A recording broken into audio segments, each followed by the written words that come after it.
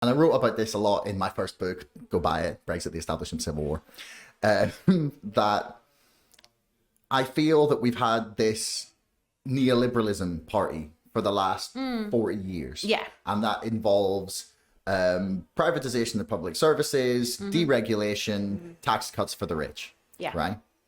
And that is essentially the model that Keir Starmer is coming in now to offer up. Yeah. And that, to me, is like, that is those three like broad policies are the result, or sorry, they're the cause of so many of the problems that we are seeing today. Even the NHS, just the NHS by itself.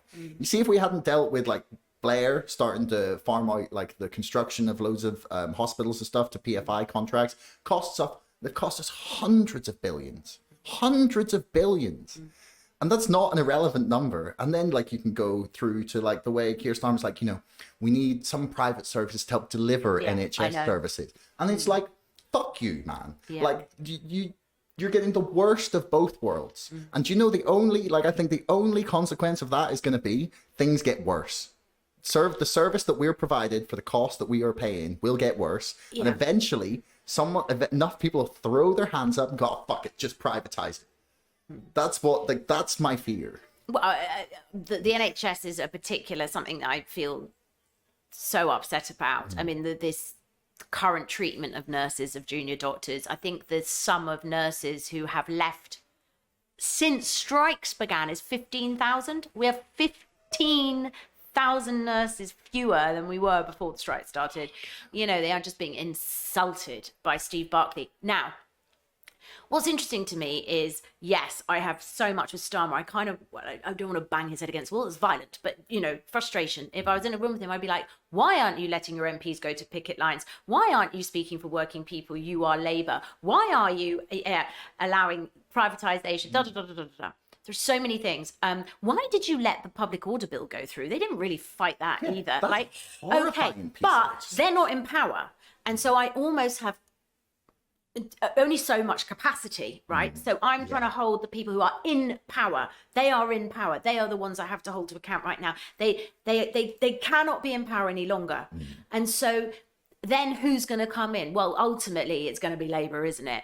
And then you start holding them to account. And you then have to hope with all your bloody goddamn heart that they are privy to some data that we don't have, right? They must do.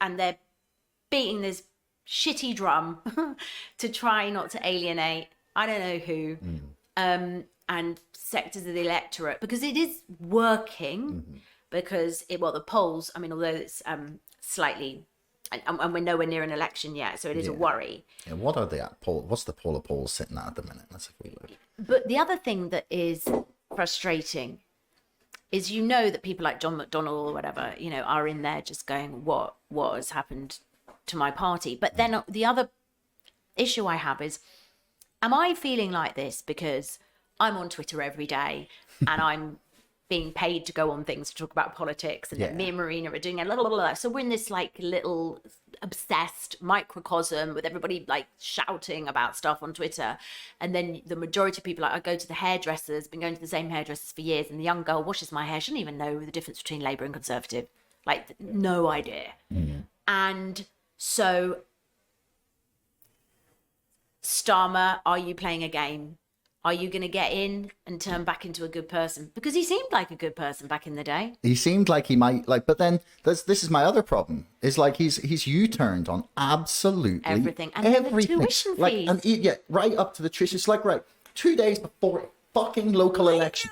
Are you kidding me? Are you mad? Where is the political strategy here? Are you mad? They said Jeremy Corbyn's Labour were incompetent. They would have never been this stupid. Yeah.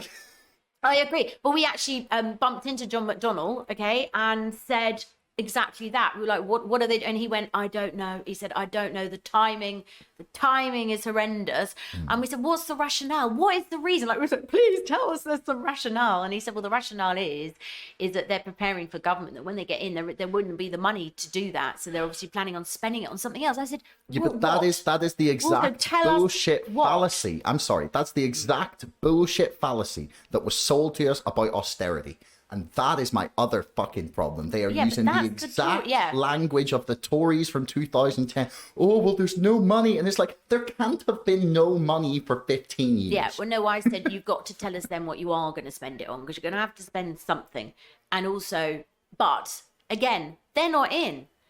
And I do find it slightly, I don't know, is it unhelpful just for everybody to give up in the opposition when we've got these absolute villains? And Suella Braverman as Home Secretary, no thanks. Jacob Rees-Mogg in there, like these horrendous individuals. We've got to get them out first. First and foremost, get them out. And then, you know, the country is broken. It's broken. Yeah. And it's going to be years and years and years of healing. And I'm also coming at this as a mum. My poor kids, bloody hell, they've had the rough end of it. You know, I've got 18-year-old and 16-year-old. So they did the pandemic during their teenage years. They've had a Gove-influenced education, which has just been shit, frankly, you know, doing A-levels and having to memorize quotes to back up anything that you write. I mean, they're so stressed. It's horrible.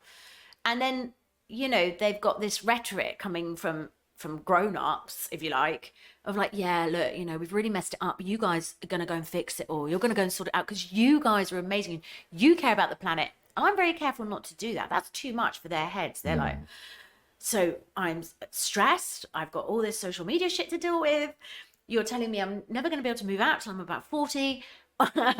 You know, my friend wants to be a doctor and she can't because they haven't got enough training places. And then you're saying we've got to fix everything. And we don't have enough doctors. Which, that's just one of the... Yeah. I mean... So I have tell them not to worry about the climate. That's the beyond them, right? At this point, I think if you fix the system, that's where I would want to focus on. But yeah, so you're looking up at this. We're gonna. Interesting. So this is what the national polls are saying. Good. So what have we got?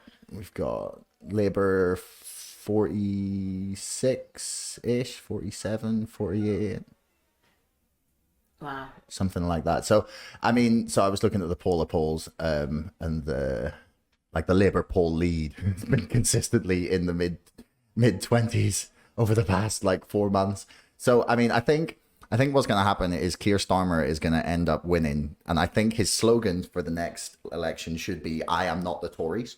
I know. I think they should rename the Labour Party to "Not the Tories," because that's the best way to win. Because I do think you're right. Like, as much as I get hyperbolic about how horrendous the Labour Party are as an opposition, the Tories cannot remain in government. They have